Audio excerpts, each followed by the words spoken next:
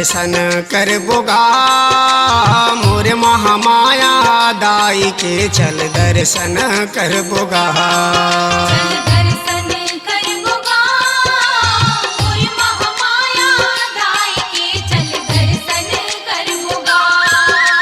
मोर महामाया दाई के चल दर्शन करबोगा, मोर महामाया दाई के चल दर्शन करबोगा।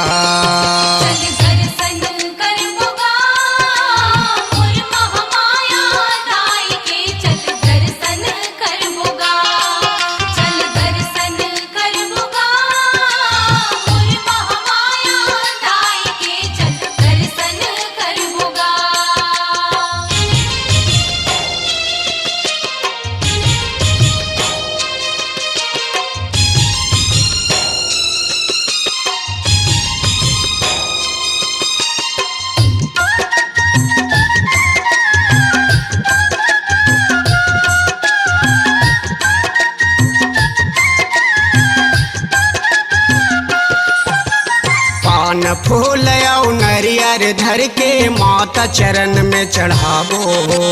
पान फूल और नरियर धर के माता चरण में चढ़ावो। दसो अंगुरियल विनती करके सुघर आशीष पावो। दसो अंगुरियल विनती करके सुघर आशीष पावो।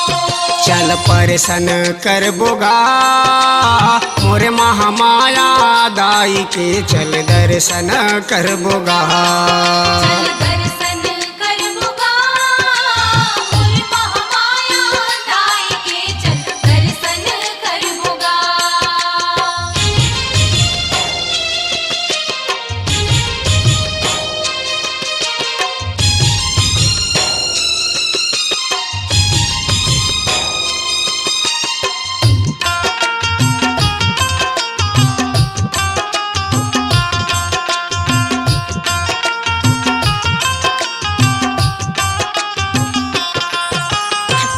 दर्शन ले चोला तर थे जीवन होथे धन धन। तोर दर्शन ले चोला तर थे जीवन होथे धन धन। दुनिया भर ले कतको आथे तोरे पाए बर दर्शन। दुनिया भर ले कतको आथे तोरे पाए बर दर्शन। चल पौरी परबोगा मोरे महामाया दाई के चल दर्शन करबोगा।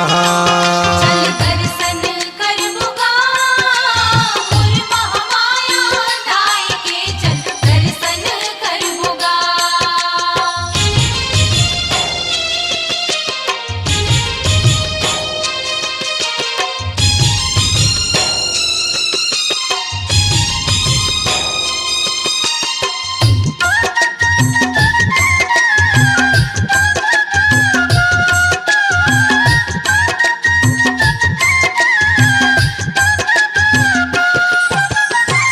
का के पावन भुइया माँ बैठे हवस महामाई।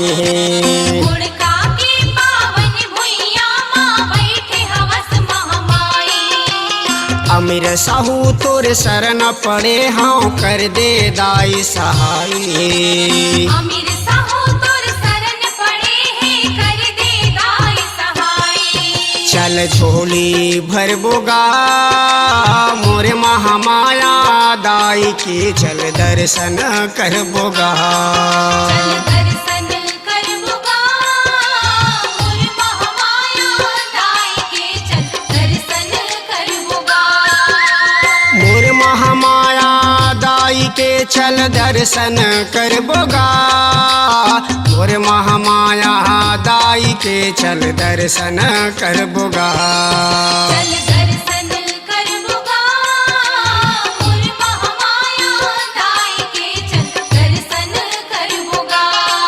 चल दर्शन करबोगा मोर महामाया दाई के चल दर्शन करबोगा। चल दर्शन करबोगा मोर महामाया दाई के चल दर्शन करबोगा। चल दर्शन करबोगा मोर महामाया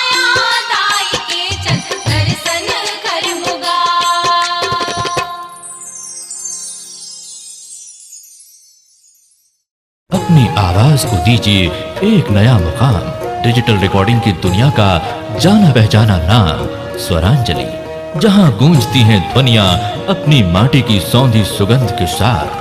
छत्तीसगढ़ी संगीत के विविध रंग जो पहुंचाते हैं पूरे प्रदेश में डिजिटल रिकॉर्डिंग के संग। स्वरांजलि स्टूडियो, नेमीचंद गली नंबर 2, गंजपारा, रायपुर।